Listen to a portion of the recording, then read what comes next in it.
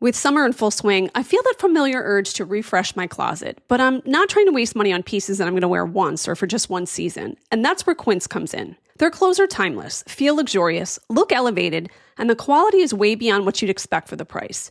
I just got a white linen maxi dress. Now, if I had paid for that dress in a department store, I would have paid $170. Well, guess what? I got it for $69. And by the way, that same dress comes in blue pinstripe.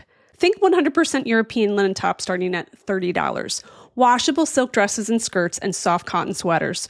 Versatile warm weather pieces that you're going to reach for again and again. And the best part, everything with Quince is half the cost of similar brands. By working directly with top artisans and cutting out the middlemen, Quince gives you luxury without the markup. And Quince only works with factories that use safe, ethical, and responsible manufacturing practices and premium fabrics and finishes. So you've got to give your summer closet an upgrade with Quince.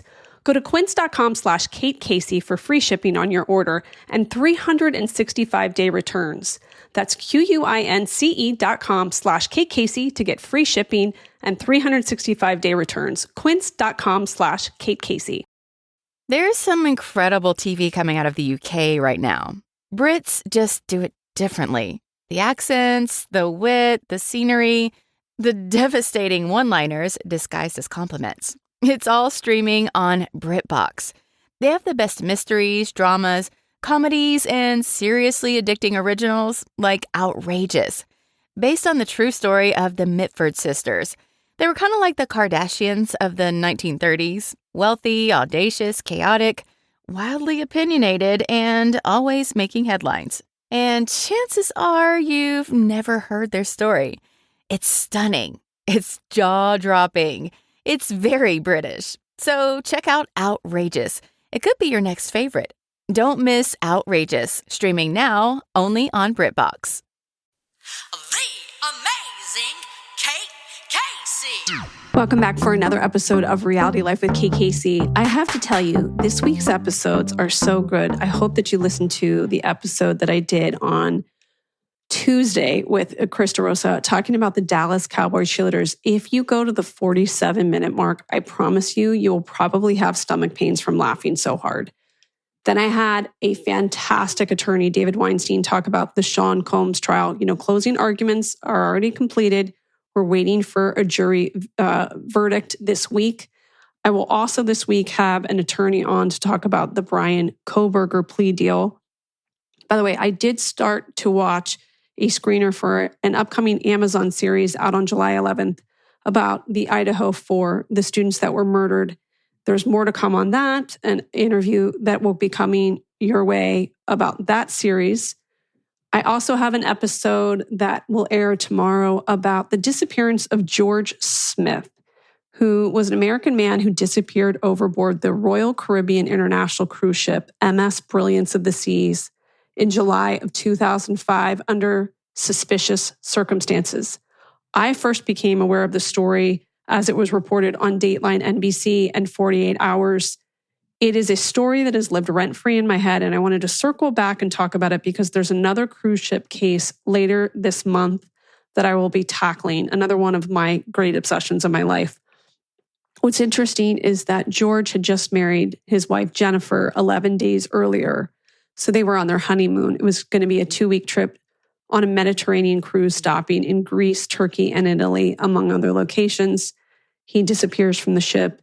And it's a whole story that you cannot miss. So make sure you listen to tomorrow's episode. Definitely one of those episodes. If you are the kind of person that talks to your friends about true crime cases, they may be unfamiliar with this case. So make sure that you share it. And then I have an episode on Saturday with an interesting 23andMe case of finding out the identity of a parent and newfound siblings. So there's a story every day. I'm telling you, you've got to make sure that you're listening to all of these episodes and make sure that you're sharing them with the people in your life. I find in conversations with friends, we're always looking for interesting podcasts to listen to. For example, I love the Heavyweight podcast, and they did an update on, I would say, the second most favorite episode of that podcast that I've ever listened to, about a girl who had been kicked out of her sorority, and she circled back with a bunch of sorority sisters to find out why years later.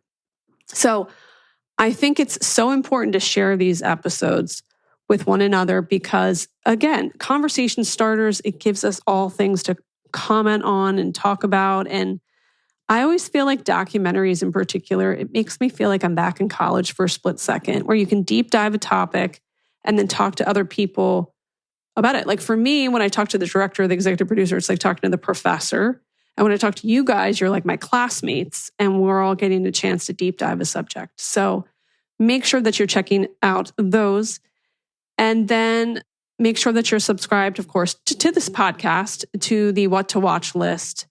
You're in the Facebook group, and that you're checking out the bonus episodes that I'm posting each week on Apple Podcast and on Patreon. So don't miss out on that. The one this week is about the Sanchez Bezos wedding, but also the backstory on how they met and his ex-wife, Mackenzie Scott, and what she brought to Amazon. I think it's a must listen to.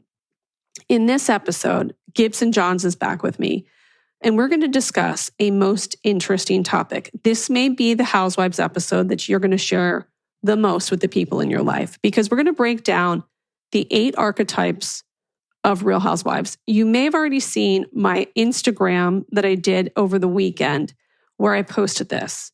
And it's an absolute must watch or must look at, because I break down the personality types. And as you kind of read through it, you're going to be clocking which of them fit into each of those categories. From Queen Bee, who rules the group, to the sidekick who always has her back, the torn bystander stuck in the middle, and the wannabe desperate for relevance. These roles tell us just as much about human behavior as they do about the editing process. Whether you're a diehard fan or a casual viewer, I'm telling you, once you know these archetypes, these personality types, you will never watch The Housewives the same way again. You're going to be clocking every episode. And I hope that you're sending me notes about what you think as well, because I'm most interested to hear what you guys think about each of these personality types. So make sure that you're listening for episodes this week. Make sure that you're sharing them, and all of the subscriptions, make sure that you have them so that you're up to date on all of the information. Got to tell you, I love this job, and I love reaching out to all of you and having you give me your observations. I just enjoy it so much. Here's my interview with Gibson Johns. I am finding you on this beautiful summer day. I feel like your life is like galloping across the globe. You always have like some fun wedding to go to. Like, what has your summer been like so far? Highlight, give me the highest. It's been very front loaded. Okay. I had 2 weddings in Europe with 1 weekend in between them. And I was like, I can't not go and just stay there. So I just went and I did it. And I was there for 2.5 weeks in like 4 different countries. And I just made it work with a carry-on. And one suitcase and a backpack. And it was great. It was an amazing trip. And like, by the end of it, I was really ready to be home. But, it was great. It was a great trip. That's definitely the highlight. And then right after that, I went to Fire Island Pines and had a very fun weekend there. So, I overcommit, me. I do it all. I try to, which is, to my detriment. So now Fire Island has been the subject of shows.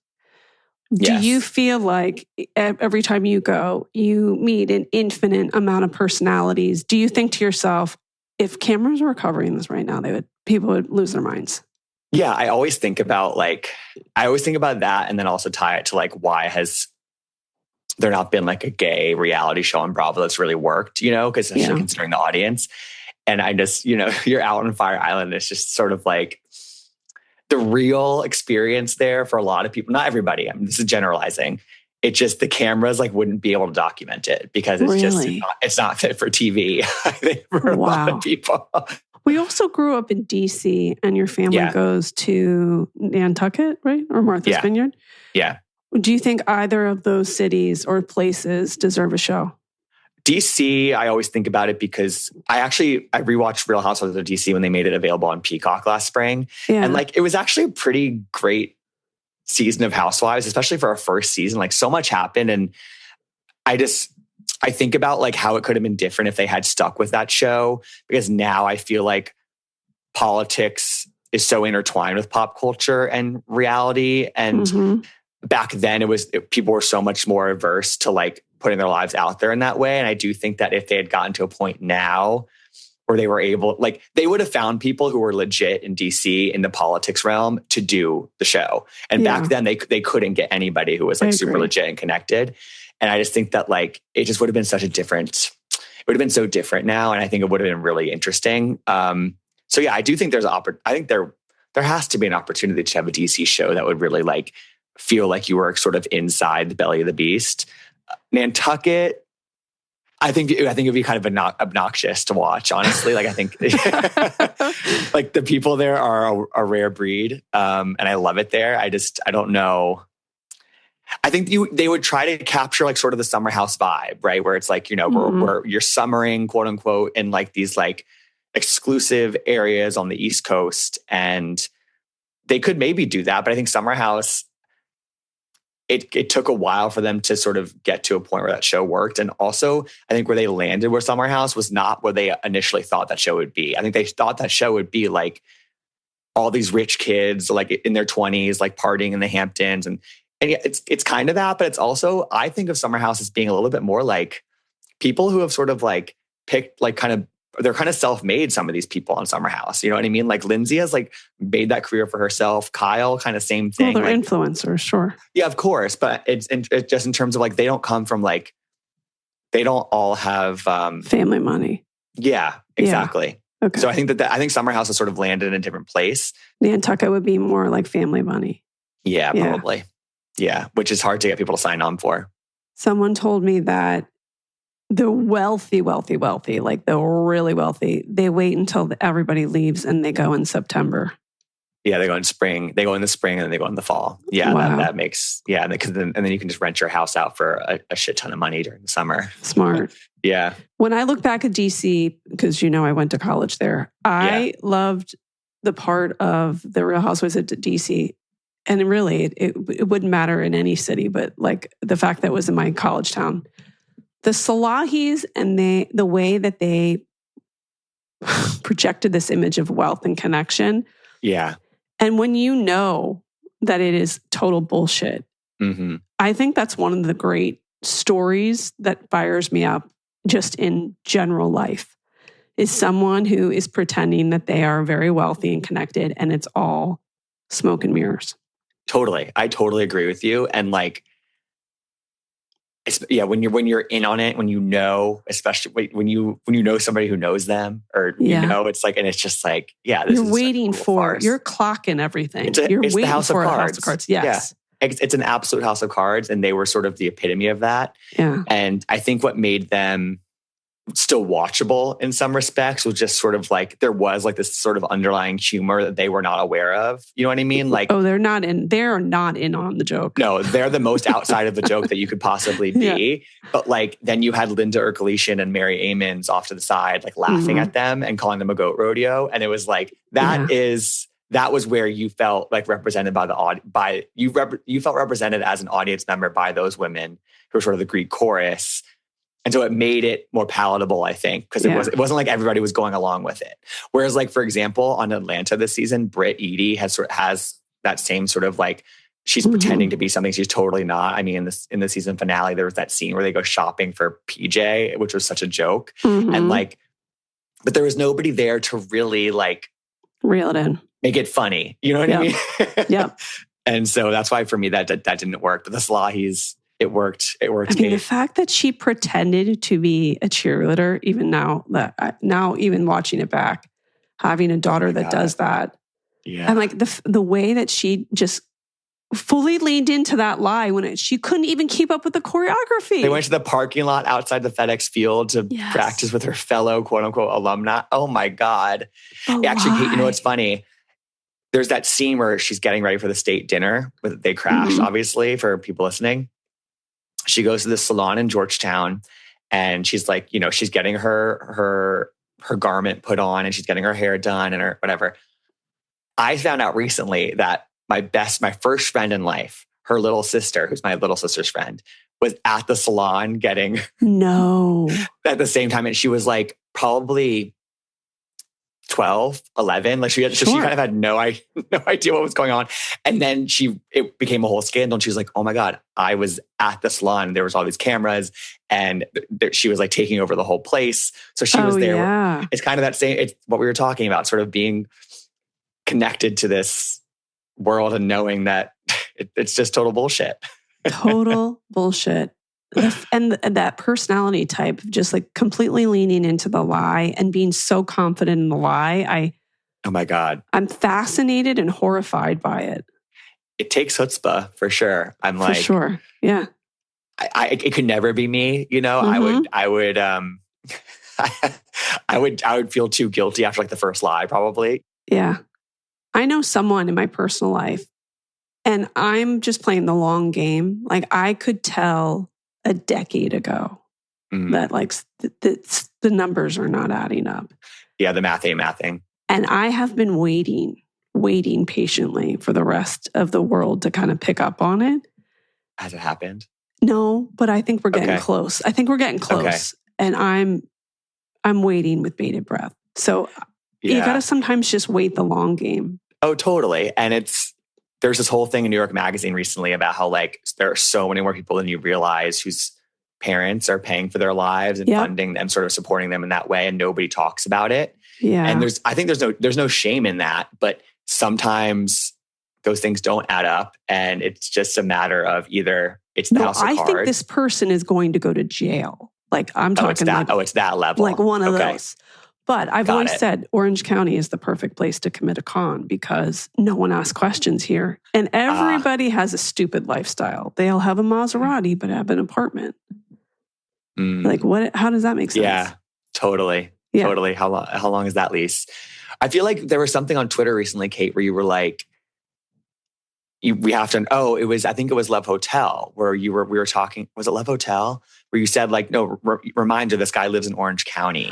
Oh, what was that? It was Mel Owens from The Bachelor who said, even though he's 66, I don't want to date anybody that's over 60 or has had a hip replacement or wears a wig. They have to be fit. Right, exactly. He had, because you posted it and I replied to it because Mel Owens and his archetype, they believe they should be with a 30-year-old. And the sad part is they probably will end up with one. They'll get one. Now, he'll never marry the 30-year-old. Mm-hmm. And the 30-year-old will think I'm living the high life because he'll get like a Kate Spade bag or something. And she thinks she's playing the long game. But what she doesn't realize is she's going to be replaced in a year or two with the 29-year-old who turns 30. Mm-hmm. Totally. You know who is playing the long game, I think? Jordan Hudson, Bill Belichick's. Oh, she's been playing the long game. Yes. She's long gaming it, which is a rarity, but woof. But then I also feel like I've been annoyed by his children because I've been wondering, like, why are you sleeping on this? Like, she's totally going to take all the money in the inheritance. Oh my God. Did you not see this coming? They're all being hoodwinked by it, right? It's like, it's like, how can you criticize her if you've been letting this happen? Exactly. Yeah. I totally agree with you. Yeah. I totally agree with you. Well, this kind of moves into what we were going to talk about today because I posted 8 personality types of archetypes of housewives. Now, this is based on a must-read book, especially if you have daughters, called Queen Bees and Wannabes. Mm-hmm. And it's often used to describe social hierarchies and dynamics amongst like friend groups, specifically girls. And I thought that it's such a good way of kind of understanding the Real Housewives world. If anyone's looking to buy the book, it's Rosalind Wiseman's 2002 book. Again, it's called Queen Bees and Wannabes. And it was inspired, which was also inspired Tina Fey to write Mean Girls. So I think that the Housewives world mirrors these teen girl archetypes with various roles shaping how these cast members relate to each other with power, influence, and of course, the group behavior. So I wanted to go through each one, and you have done the great thing of writing up some notes on personalities that you think fit into these categories as well. So are we ready? Yeah, for sure. Okay, the first one, and who's at the top of the heap. This is the Rachel McAdams' character in the movie Mean Girls, the Queen Bee. Mm-hmm. The traits are they're charismatic, but they're also manipulative. They're socially dominant, and the group orbits around her. What makes a queen bee? strong personality. They drive the storylines, stirs controversy, but remains likable to many. They have a loyal fan base. They're seen as untouchable. Oh, obviously they're not, but they are seen as untouchable. Like they'll never get rid of them. They'll be on the show forever. The cast member who sets the tone, their feuds, their alliances, the storylines, often how it shapes the season. The one that producers may build the show around or seem to build the show around, or whom the others try to take down. Highly charismatic, though not always the most likable. Usually divisive, but indispensable. So, for me, Lisa Vanderpump is an actual queen bee. I have her written down for sure. Yeah, and that's because we'll probably get to this later, I'm sure. But I think I thought about Lisa Vanderpump, and I thought about Kyle, and I'm like, to me, I've always thought of Kyle as more of a beta character, but she sort of found herself more in the queen bee role, kind of by proxy, I guess. But I feel like Lisa Vanderpump is really the true queen bee of Beverly Hills. She's the one who gives the information to someone else so they can fall on their face, like Brandi Glanville. Yeah. She seems like she's got control of the show, that she's not someone that the production or the network would ever want to let go. They're people who people perceive as the center of the show, like a Teresa Giudice. Like they're the center. They're the face of the franchise. I have Alexia written down from Miami. I have Giselle written down on Potomac. They sort of drive. Who do you think it would be on Salt Lake? Because Salt Lake was one of the shows, actually, Kate, when I was going through these archetypes, where I was kind of having trouble placing some of them in. Oh, you think it's Jen Shaw? In the beginning of the show, she was. Okay.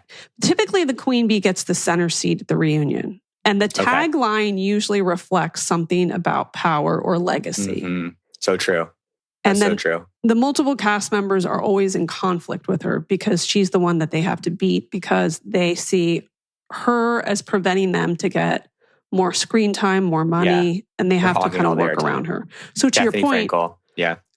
With time, Kyle has become more that. She certainly didn't start out that way. Bethany Frankel, absolutely.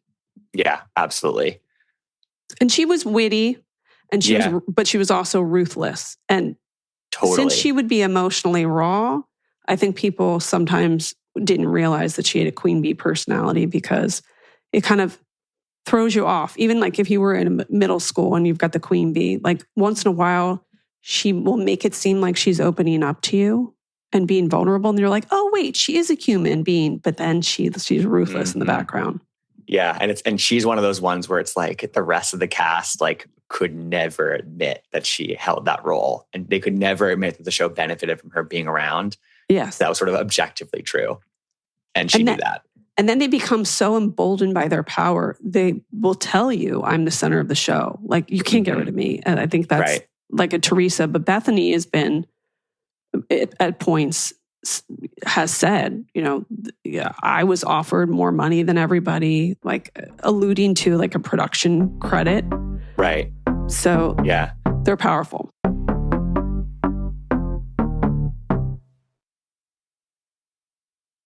Summer is my favorite time of the year. Nothing is better than a backyard party. Do you love having people over to enjoy the warm weather in your outdoor space? Do you need ways to entertain the kids while they're out of school? Well, if you're having a backyard get-together, Wayfair is your one-stop shop for outdoor entertaining. Cookout, shop patio tables, grills, and dishware.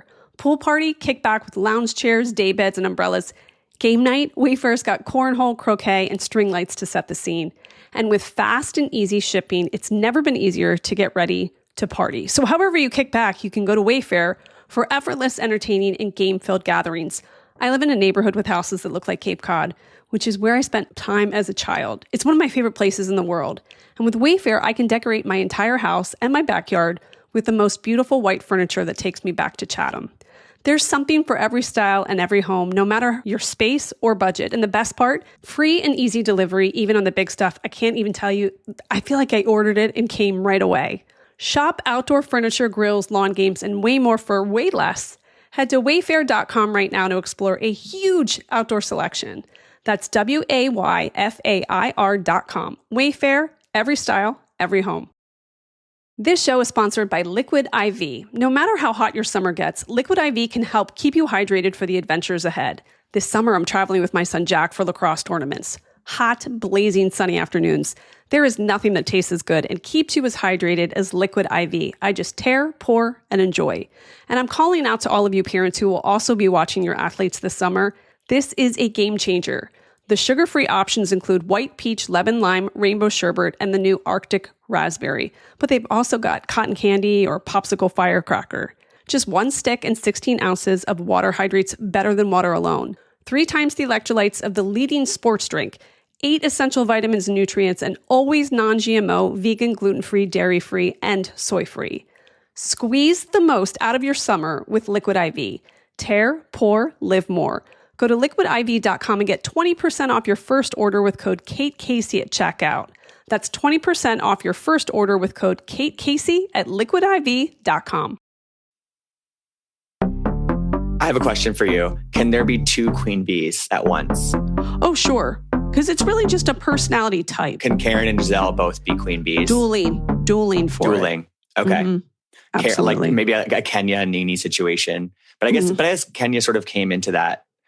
She kind of came in as a queen bee energy-wise, but she would really kind of got that title once Nene left, maybe. I think she was faking it to make it the first. She had her eye on the prize. She had the benefit of watching the show. Mm-hmm. I think that's the problem too, is that if you watch the show for quite some time, you start to see what archetypes you think will net you the most screen time or money, or how you could fit into an already established cast. Mm-hmm. Like sometimes I felt like Candace wanted to be a queen bee. Yeah. Right? But I feel, I agree, but I actually think, I think of Candace, and maybe it's because she's like younger than the majority of the cast. I don't know, but I think of her as a little bit scrappier, sort of inherently. You know what I mean? No, I agree. Yeah. So maybe she's more of like a banker. I don't know. She's definitely a banker. She, in her mind, that was the goal, was I need to get to queen bee, but I don't think she ever got there. Right. Yeah. Right. Okay. The second one is the sidekick.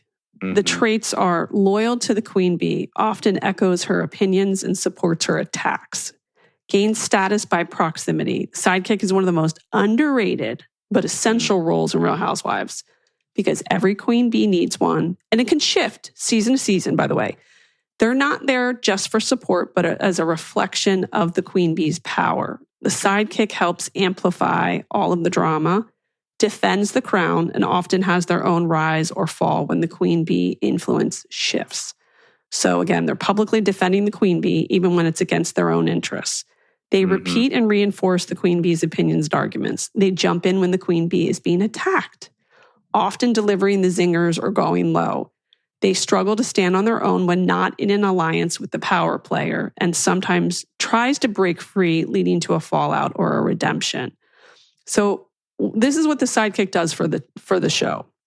It adds dimension to the queen bee's power. It keeps group scenes from turning one-on-one like a war. Often narrates or supports the queen bee's version of reality, and can become a sympathetic figure if their loyalty is taken for granted. So for me, this is absolutely a Jen Aiden. Totally a Jen Aiden. A Jen Aiden. I have her written down. I have Robin Dixon written down for Giselle. Yep. She's a total. I wasn't sure. I guess Marisol, I kind of think of her as Lexia's sidekick. She's definitely a sidekick. Okay. Yes. And then I feel like for a while, Gina Kirschenheiter was Heather Dubrow kind of sidekick vibes, like kind of without question trying to study the book of Heather Dubrow. You know what I mean, and follow in her footsteps. That's who came to mind for me, kind of immediately. Well, even with Gina, there's that moment where she starts to realize, Heather, I'm indispensable to Heather. And that's when the audience is like, yes, you're finally seeing the light through the door. And that's what I was saying about it. Like sometimes when they try to break free, it leads to this redemption for the audience. Like, find it, girl. Move into the light. And Jen Aiden, for a second in the last season of Real Housewives of New Jersey, she seemed to start to see like, Teresa will spit you up and chew you up and spit you out. And I think we all kind of thought, oh my God, she's finally getting it. But then she went back into the hole. The other person I think of who did have, I think they had that sort of breakthrough, but it's always been the sort of tug of war for her, was Heather Gay with Jen Shah. Yes. I feel like Heather Gay, that was sort of her, that was sort of the rap against her for so long. She was so likable. She was the every woman. She was the Greek chorus, but she couldn't help but just be Jen Shah's kind of built-in defense, you know? Yeah. And she finally broke out of that, but she was that for a while. Yeah. Again, people can change. Jen Shah started as a queen bee. Heather Gay was absolutely her sidekick. And then it's changed. Maybe it needed, you know, Jen leaving the show needed to happen for her. Yeah, I think so. To switch up her position. Yeah. Common story arcs of sidekicks. The blind loyalty becomes embarrassing. So then the fans turn against them for never having their own opinion. That's like a Jen Aiden, right? Oh, totally. And also Heather. Yeah. Heather with I. Yeah. Uh-huh. Absolutely. It's like to tell the truth. Just say what happened. Yeah. And she finally did in season 4. The queen bee turns on them, often during a fight about loyalty or truth-telling. It's always about loyalty. When the sidekick and the queen bee get in a fight, it's always language that is heavy on loyalty and truth-telling. Oh, yeah. I mean, Teresa is such a big example of that. Like she speaks in such absolutes and she expects such devotion to her. And even if it's like, and this is why I get frustrated with Teresa, is because like she takes even just like, I think being a good friend is asking the tough questions and asking the hard questions. She sees that as disloyalty, and it's kind of you're X'd out immediately, you know. And she's the ultimate example of that to me. The problem with the sidekick too is that if you don't stand up for yourself, when the queen bee exits, you're gone too, because you literally have zero narrative. However, some sidekicks eventually stand up for themselves. Then they become stars. And that's like the Heather Gay of it all. Right. And I think what's interesting is that there have been some moments where it's sort of the flip of that. Like I think of Giselle and Robin, where the sidekick exited stage left first before the queen bee because, and I don't know really why, but maybe with Robin, like, because she had that season where she was supposed to be the star, her and Juan were supposed to take center stage with that whole situation. And she just couldn't really handle it. She didn't know how to be in the center of the spotlight. You know what I mean? And that sort of backfired on her. I don't know. I agree. I think she could become a little bit too complacent too. Yeah. Like, you know, the trope, like you need to show up for the assignment. She knew the assignment. Like she never really even got the notepad to do the assignment. One more example of the sidekick. I'm thinking of Angie K, who's had sort of the ultimate sort of, she got out from under Lisa Barlow's shadow, and now it obviously created a huge conflict for her, but she feels very steadfast in not being that role anymore. Yes, agreed. The third, and I think perhaps one of the most important archetypes is the banker. This is one of the most quietly powerful and strategically dangerous roles. While the queen bee is going to rule the group publicly, the banker is the one that holds the secrets. They trade and gossip. They often control the flow of information, making her a puppet master in disguise. We oftentimes see this behavior revealed at times. They're doing a lot behind the scenes, talking to meme accounts, talking to YouTubers, talking to podcasters, trying to get narratives into this ecosystem. They collect the secrets and gossip. They use them strategically to maintain control. And that may include text messages, screenshots, off-camera information. Of course, we think that, you know, I think Heather Gay has had moments of the banker too. I think Heather and Whitney have both had that. For sure. They're a strategic sharer. They know when to drop a bomb, never too early, never too late. This is very Margaret Josephs. Now, they may appear innocent. They often claim that they're just being honest or looking out for you. They drive storylines without being the center. So they're going to nudge conflict from the side and let others explode. They're calculating, but often underestimated. Doesn't need to yell or cry. She'll take you down with a whisper. So to me, sometimes that can even be Lisa Rinna.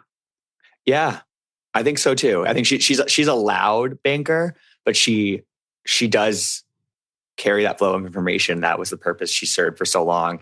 And she did back channel with accounts. She did do all that kind of stuff.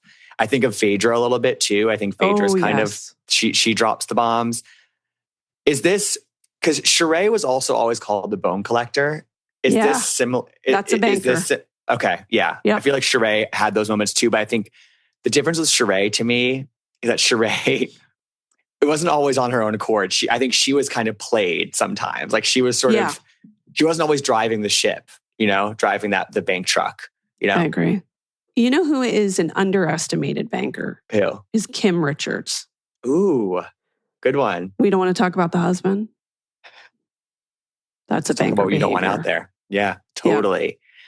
Yeah. Is Tamra a banker? She has been at times for sure. Okay. I think she vacillates between queen bee and banker. Yeah. She sort of like skips back and forth. Yeah, I feel like her and Lisa Rinna are kind of can have that sort of similar vacillation. Yeah. For sure. But the banker is less involved with the production. They're more strategic with the outsiders. They're very calculating. They know that they're more involved in the audience, which is the queen bee. Sometimes they're going to be talking to producers because they see themselves as not of the people. They see themselves as like an A-list movie star.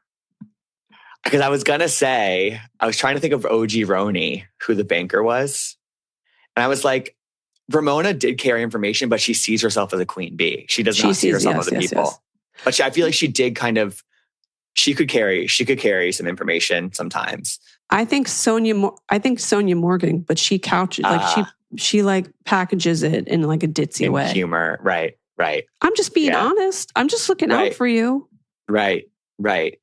They're kind of sleepers. They kind of like, they're kind of like cats on your, like behind your couch, like just waiting to pounce.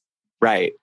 Oh, the banker, I think the banker might be my favorite one of all these. Without question. Two judgy girls said the same thing. They're like, the banker is the best. Yeah, the banker's, yeah. She does the work. She does the work. Yeah, but she doesn't need all of the attention all the time. She's okay to like roller skate, around the pillar and then come back. Is Adriana a banker in Miami?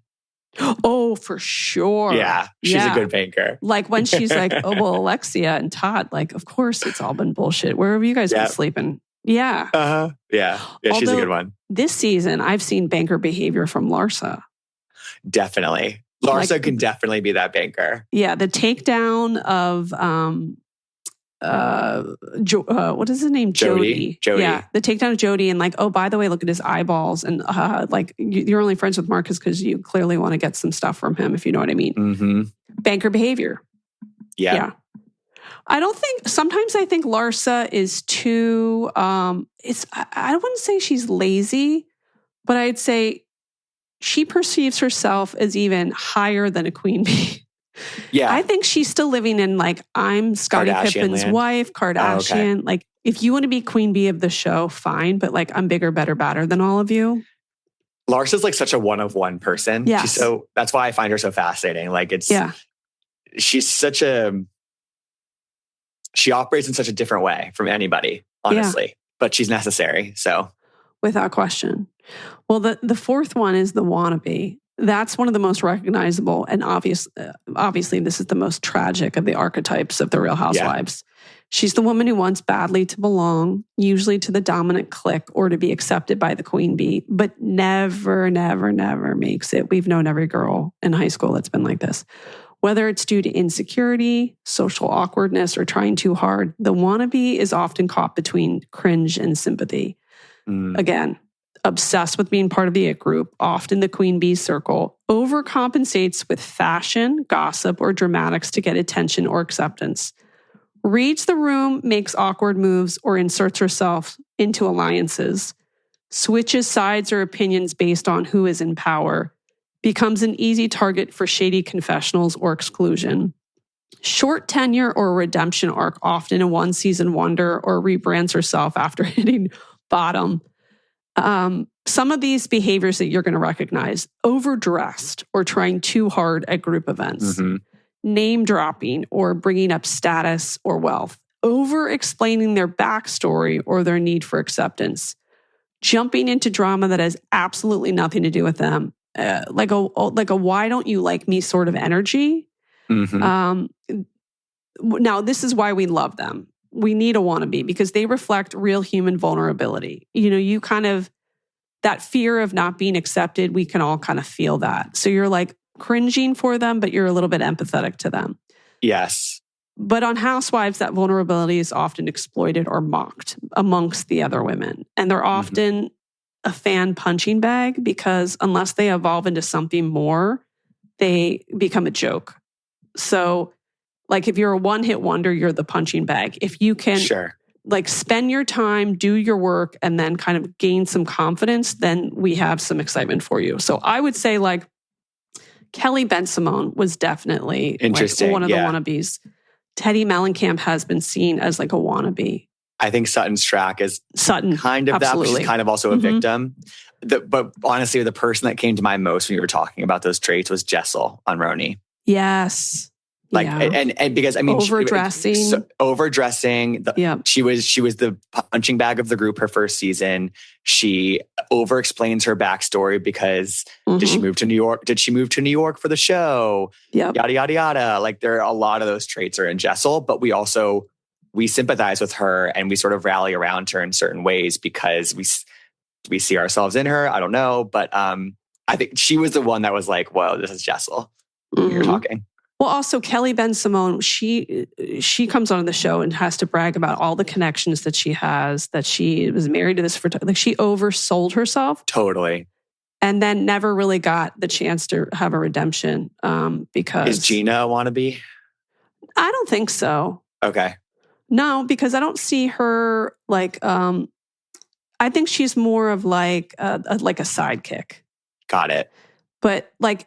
Teddy was definitely seen as a wannabe, but what's interesting is I feel like she found her power off the show. And since she's still kind of in the same ecosystem, like if she went back to the show, she would have a totally different archetype. Yeah. I think that this is a random call out, but I think Deandra from Dallas was kind of a wannabe. Oh, without question. Yes. Yeah.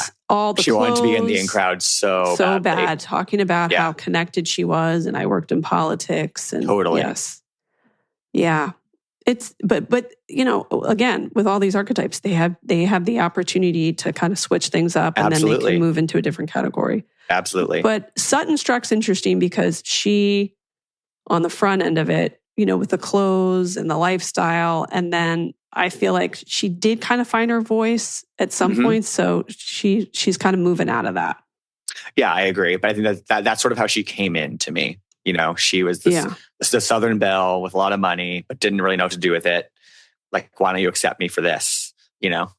I think a lot of people would say, and I saw that when I posted this, that some people said Jackie Goldschneider. Yeah, that's a big one. And the thing is, she wasn't always like that. No, that's the weird part. She went the opposite way. Yeah, totally. Her trajectory was the complete opposite.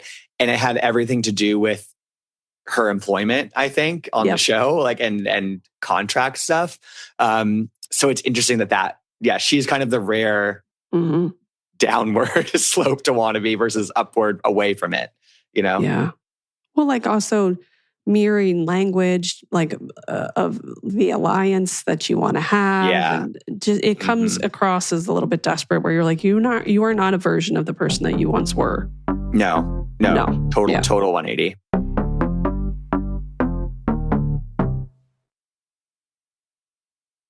You know that person in your life who just can't stand mayo? Call them traumatized. Call them closed-minded. We get it. They're stuck in their ways. But here's the thing. They just haven't tried Hellmann's flavored mayo. We're talking bold flavors that will flip even the biggest skeptics. Spicy mayo that adds the perfect kick to your burger. Garlic aioli that transforms ordinary fries into something extraordinary. Chipotle mayo that turns your basic wrap into a smoky sensation. So to all the mayo haters out there, yes, we're looking at you. It's time to eat your words. Because with mayo this flavorful, any hater is just a mayo lover waiting to be convinced. Hellmann's flavored mayo. Get ready to eat your words. The HBO original series, The Gilded Age, is back. And so is the official companion podcast. Are you curious about how they brought Gilded Age New York to life? I don't understand. Which bit is not clear? None of it is clear. Want to know where the writers branched off from history? Well, when you set your mind on a thing, no one can stop you. I take that as a compliment. Watch or listen to the official Gilded Age podcast wherever you find podcasts. The torn bystander. This is one of the emotionally complex and relatable roles in the Real Housewives universe. She's not the leader, she's not the villain, and definitely not neutral. She's the one who's caught in the middle, pulled between friendships, alliances, and also moral boundaries. She often becomes a bridge between groups, the one who wants to keep the peace or at least not burn bridges. But this emotional tug of war often leaves her emotionally exhausted, inconsistent, or misunderstood. So, loyal to multiple people, always emotionally conflicted, expressing guilt, sadness, or stress over drama rather than thriving in it. They get pulled into fights even when they're not the instigator, tries to resolve conflict or keep others from going too far, says what the viewer's thinking, especially when things go too far. They are often accused of being two-faced for not picking sides fast enough. They can become collateral damage when others want them to prove their loyalty. They may seem wishy-washy or fence-sitting, even when they're just trying to stay balanced. Eventually forced to choose and eventually regrets it either way. So I believe like an Eileen Davidson from Real Housewives of Beverly Hills really feels like that way to me. Yeah, that's a good one. Because I think I was torn between this and Floater and sort of what like sort of being in between means.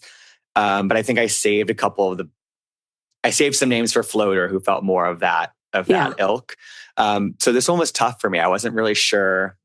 This one is just you become irrelevant at some point because you don't have an opinion one way or another. Like, well, I can see their point. By the way, this is probably what most normal people are. Right. Like, you know, so like, everyone who's too normal for Housewives. Totally. Like, okay, for example, is Carol Radziwill a torn bystander? Because she was sort of like, I think she knew that like I think her and Bethany in the heart of hearts, like were not meant to be. And like, I think they disagreed on some core things. Yeah. I think she was kind of torn to break away from that. I'm trying to think of other examples of torn bystander because it is. Sometimes I think Whitney Rose can do that. Okay. She's an interesting person because she sort of flip-flops a lot. Absolutely. But she's had definitely seasons of it where she just sits completely on the fence. I think that's when you historically will think, what are they doing here? Like, why are they on the show? Like sometimes Meredith Marks can do that. Okay. I see that. Where it's like, what is your actual opinion? Like, what are you doing? But I think it's because they don't, it's like maybe in like a season of change on a franchise where they're like, I don't know which alliance to choose because I don't know who's going to, like what production's going to do. So they think if I just sit on the fence, like, they won't drop me. Right. Yeah, that's a tough one, I think. Yeah. I think it's the toughest one. It is the toughest one, for sure. Eileen's a good example of that. Yeah, because on paper, she makes sense. Like, oh, absolutely. Of course, she's a shoo-in. And then when she starts filming, you're like, maybe this isn't the right fit. It's funny because her old colleague, Nancy Lee Grahn, who's on General Hospital, I was talking to her about her once, and she's like, I just didn't see it because she's so like normal. So I just, I think a lot of people will go, oh my God, that person would be so great for Real Housewives. I'm like, but you have to have like over the top opinions. You have to have the je ne sais quoi. Like you can't just be good on paper. And that's why like you have to have the personality. And it's like, I think about like, I think about like random women they tried to add to New York over the years. It just like did not work. Like that Elise woman who like joined at the end. Like she ran in that same circle, but she didn't have a personality, it was just sort of like. Because the personality seems devoid on a television show like the Real Housewives if you don't have an opinion. Because if you go to a party for Real Housewives and there's someone at the table like, I don't know, I kind of see her point. Well, I don't know, maybe you guys should look at it this way. The viewer would be like, get the hell out of here.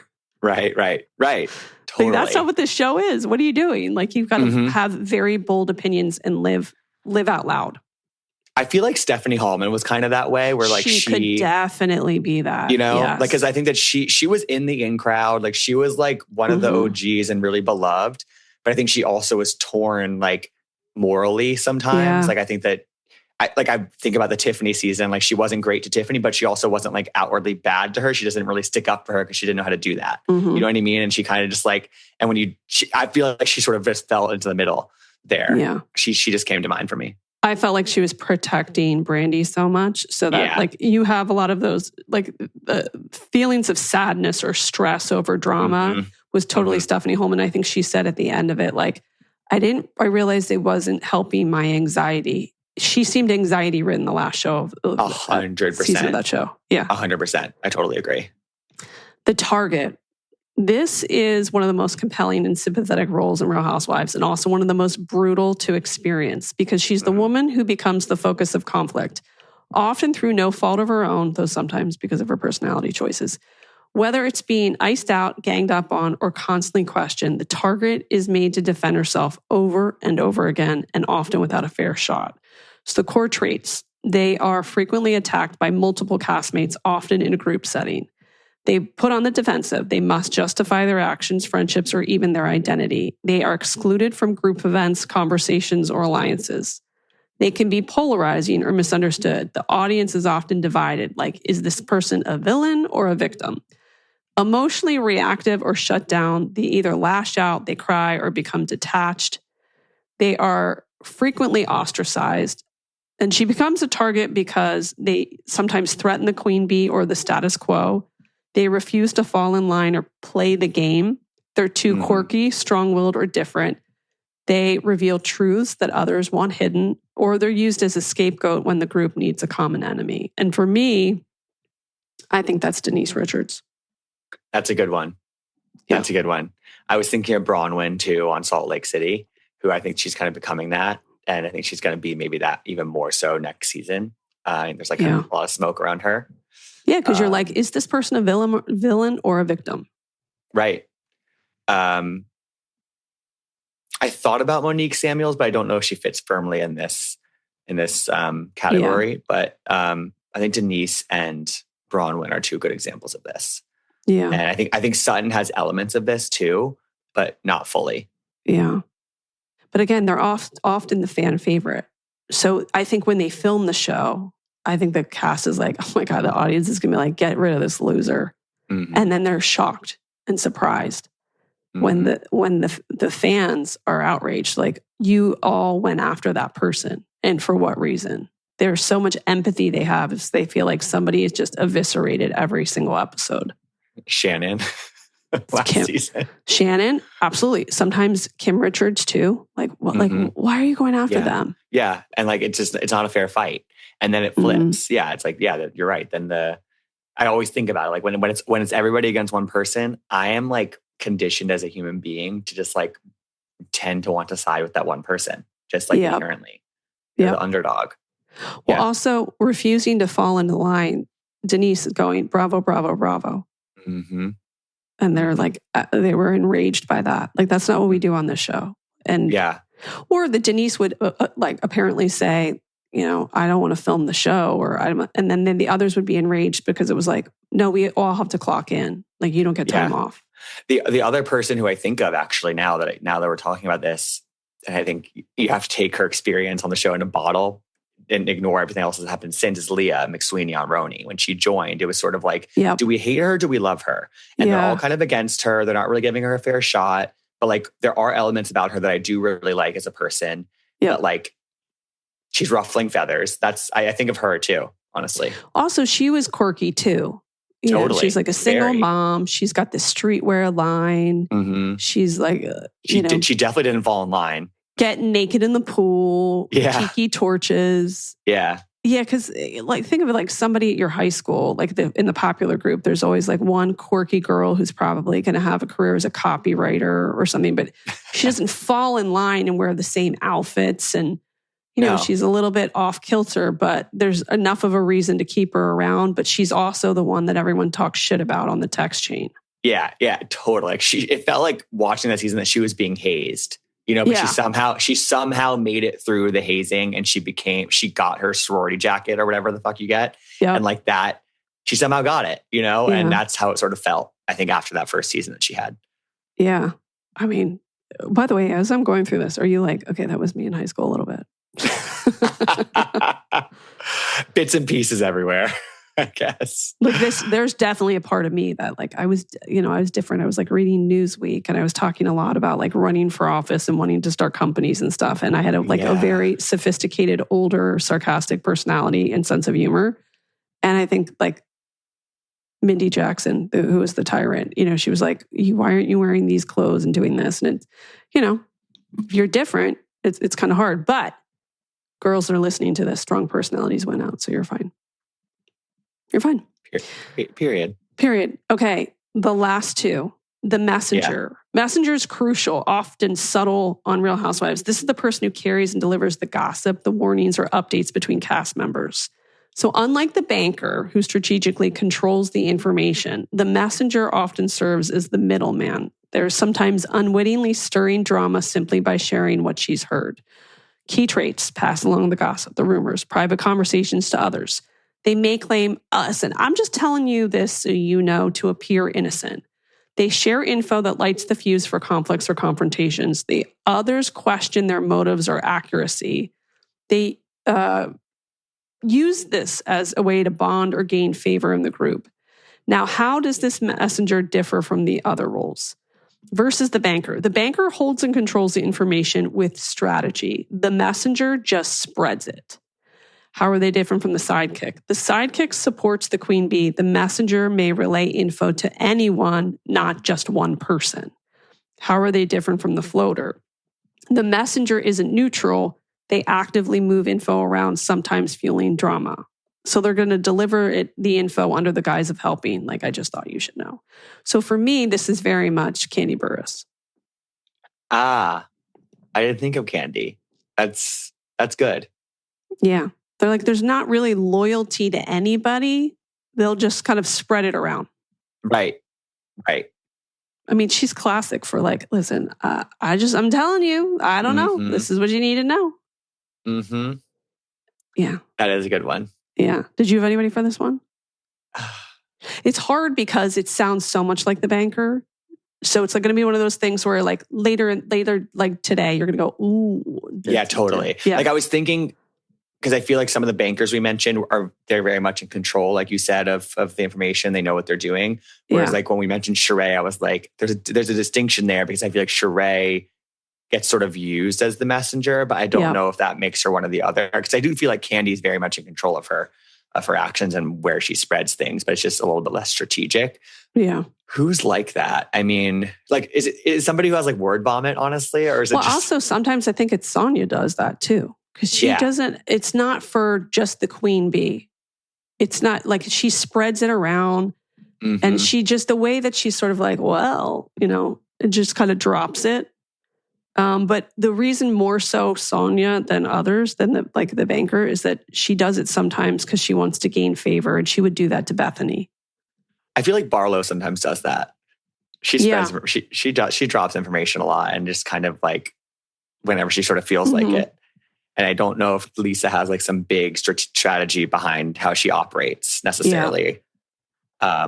I think it's more to benefit herself. But I think it's also, if you think about it in terms of like a company, like Lisa Barlow is better at like being a chief of marketing. But I think that like a Margaret Joseph is more of like the chief operating officer.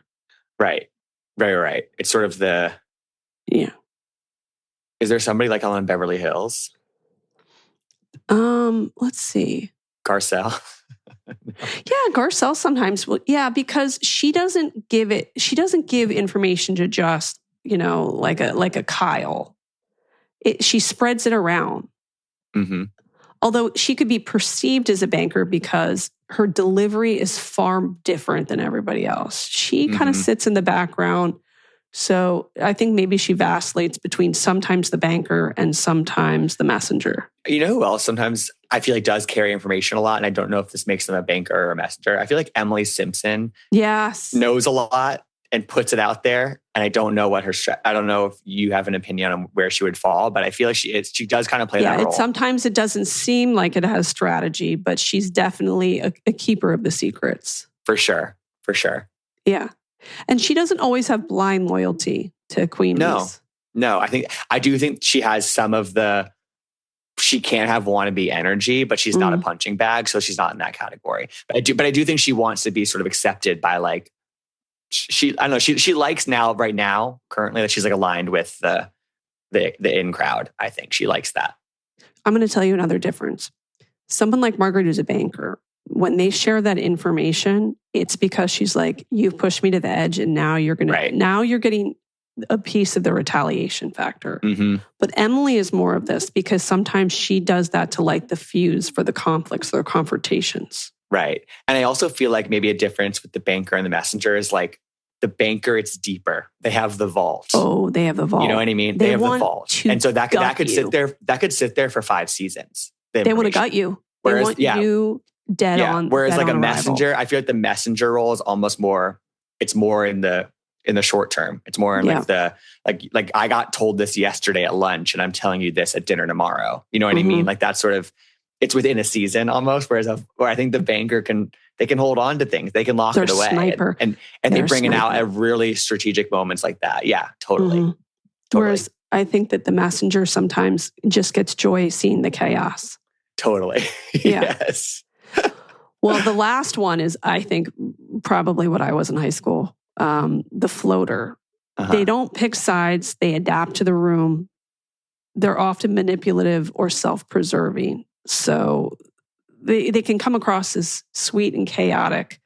Like somebody like Sonia, for example. She stayed out of the worst feuds and managed to get along with everybody until she didn't. Totally.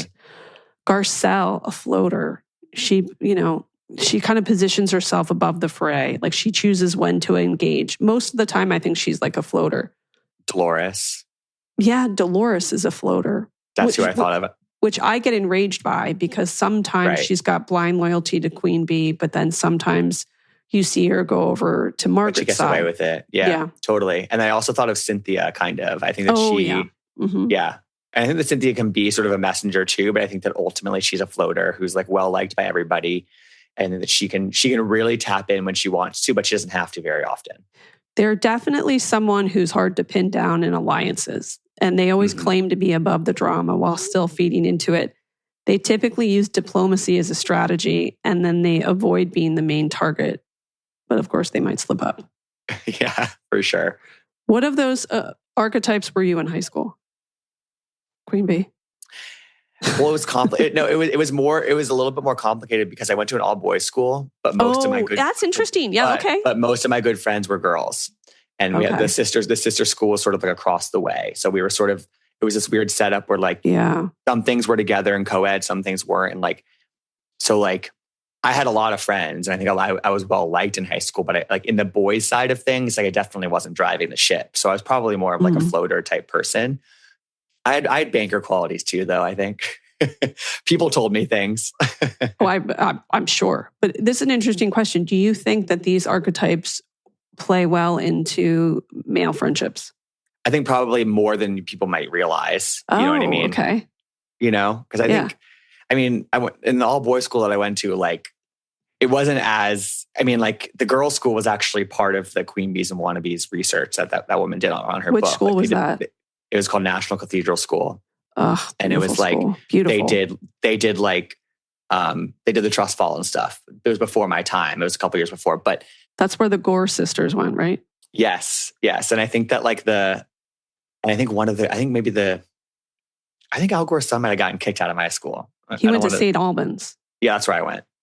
Yeah, I think he got kicked out. I do think that these archetypes apply more to men than more to boys than maybe people would want to believe, but I do think that I saw elements of this kind of stuff all the time. But it's sort of filtered through a different lens. You know, it's filtered through sports, and it's filtered through like, you know, interactions with girls, honestly. And like that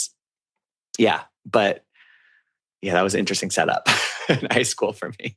That's so interesting. Well, I hope that this is like a juicy episode, if you will. Oh, I loved this. Homage to Heather McDonald, because I think that this is like one of those conversation starter episodes where people, I hope that they go back and they talk about it with their friends, but also when they start to watch the next episode of whatever series that they do, And it probably translates to a lot of other reality shows too, but I hope that that'll be fun. Send us both a DM if you're watching something and you're like, all I can think of is they're a banker, they're a floater. Yes.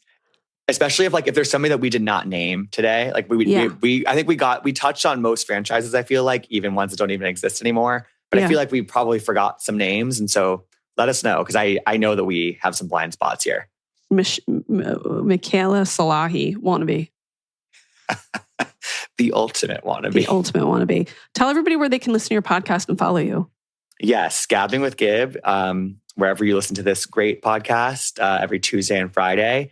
And you can follow me at Gibsonoma on all the social platforms. I tweet way too much, post way too much. And that's what I'm big on Love Island right now, Kate. I'm big. I'm big in. You know what my daughter calls it? What? Chopped Island. Chopped Island. Because she's like, no one's attractive. She has high standards. Well, thank you so much. Thank you so much for having me. This is so much fun. The amazing Kate Casey. Oh, I want to thank my great guest, Gibson. I hope that you enjoyed this episode as much as we did recording it. And again, make sure that you're subscribed to the podcast and to all the list, including the What to Watch list at katecasey.substack.com to find out what to watch each week in unscripted TV. Make sure that you check out the Facebook group, Reality Life with Kate Casey, and then also check out the bonus episodes on Apple Podcasts and Patreon. Lastly, make sure that you're following me on social media. I'm on Instagram at @KCCA, TikTok, it's Kate Casey, and Twitter, Threads, and Blue Sky at Kate Casey. Check back tomorrow for that episode about George Smith.